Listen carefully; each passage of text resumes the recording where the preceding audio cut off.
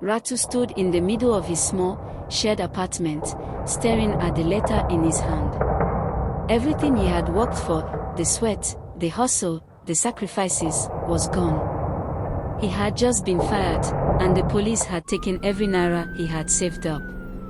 His name was in ruins, and his boss, Mr. Bale, believed he was a thief. Ratu's dream of going to Canada had shattered before his eyes, and he couldn't figure out how things had gone so wrong. Ratu was a 25-year-old mechanic from a small village in Edo State, Nigeria. His family wasn't wealthy, but they were proud. Ratu always had big dreams, and everyone in his village knew it. His goal was to one day live in Canada, work hard, and give his family a better life. When his uncle in Lagos called and offered him a chance to come and work as an apprentice in his workshop, Ratu jumped at the opportunity. He sold his only possession, a small generator, to pay for his transport to Lagos. If you are a new viewer, please subscribe to Myfun Entertainment YouTube channel, and a big thank to our returning viewers. We are so grateful for all your support. The moment he arrived, Lagos hit him hard. The bustling streets, the blaring horns, the yelling bus conductors shouting Gojulegba, Ekeja, CMS. It was nothing like his quiet village. He struggled to keep up, but he never let it show. Ratu worked tirelessly at his uncle's shop in Mushin, fixing Kiki and Okada for long hours. But the money was small, and the city was expensive. So, he picked up extra jobs, cleaning gutters in Ajigona, selling snacks in traffic on 3rd Mainland Bridge, and washing cars in Lekki.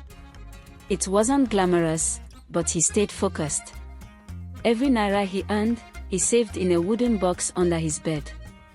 His goal was clear: save enough to apply for a Canadian visa and leave the struggles of Lagos behind.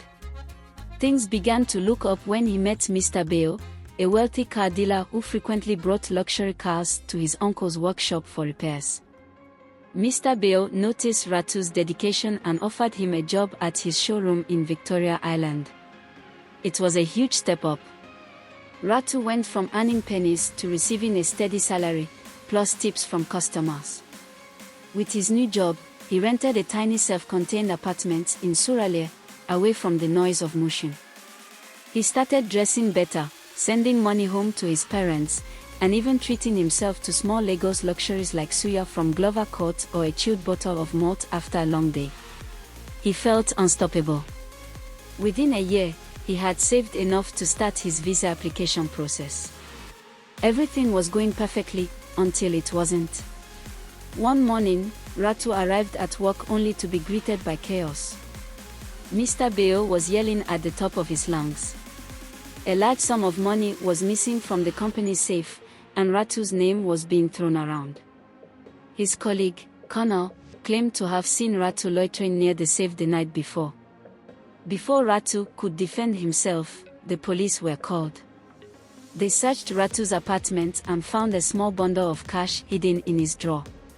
It wasn't the missing money, just Ratu's savings, but it was enough to make him look guilty.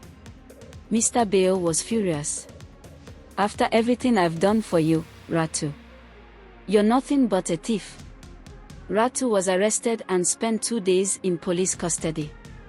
His savings were confiscated as evidence, and his reputation was in tatters.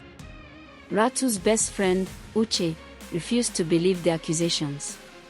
Uche had known Ratu since their days back in Edo State, and he knew Ratu wasn't capable of such a crime.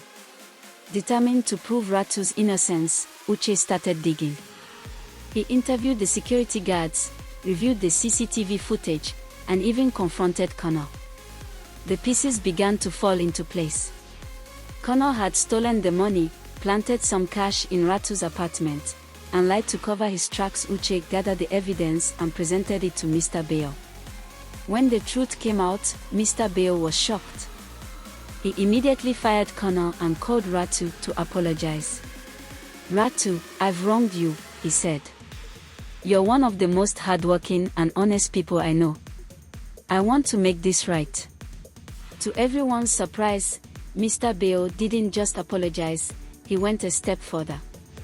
What's your biggest dream, Ratu? Tell me, and I'll make it happen. Without hesitation, Ratu said, I want to go to Canada. For the first time, Mr. Beo looked stunned. But he kept his word. He paid for Ratu's visa, flight ticket, and even gave him enough money to settle in Canada.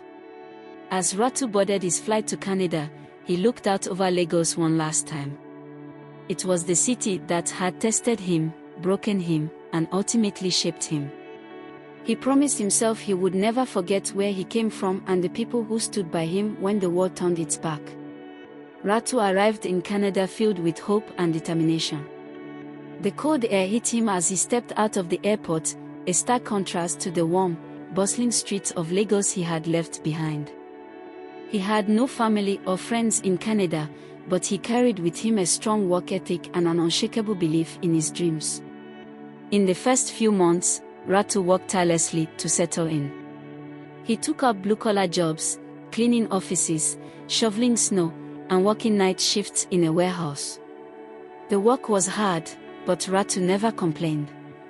Every dollar he earned reminded him of the sacrifices he had made to get there. Over time, Ratu began to see opportunities he had never imagined. He enrolled in a trade school to learn plumbing, a skill he realized was in high demand in Canada. While studying, he continued working part-time, always keeping his goals in mind. His resilience paid off when he got his first full-time job with a plumbing company, earning more than he ever thought possible back in Nigeria.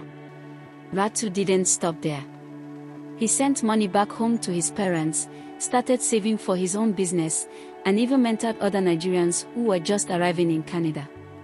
He shared his story with them, reminding them that no matter how tough the journey seemed, it was possible to succeed with hard work and focus. One day, Mr. Beo called to check on him.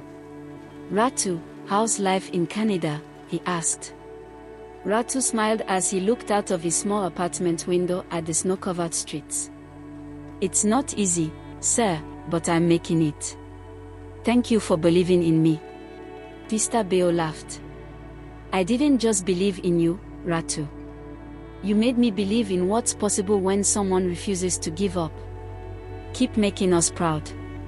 Ratu's journey was far from over, but he had already achieved what many thought was impossible. He had turned his struggles into stepping stones, his setbacks into comebacks, and his dreams into reality.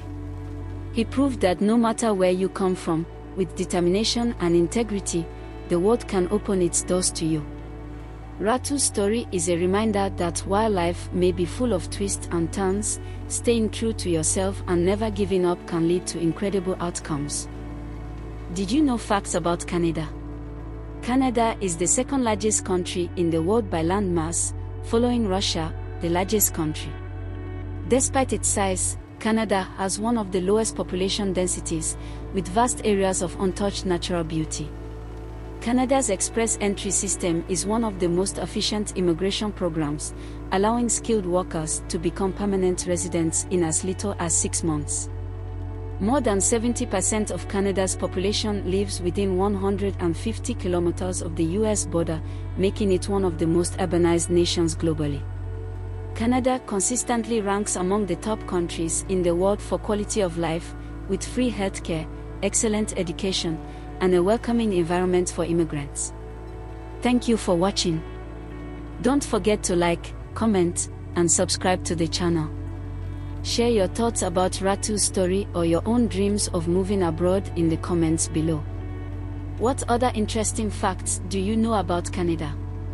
Let us know what you think about the country, Canada, and its opportunities. Your likes and comments help us inspire more people with stories like this one. See you in the next video.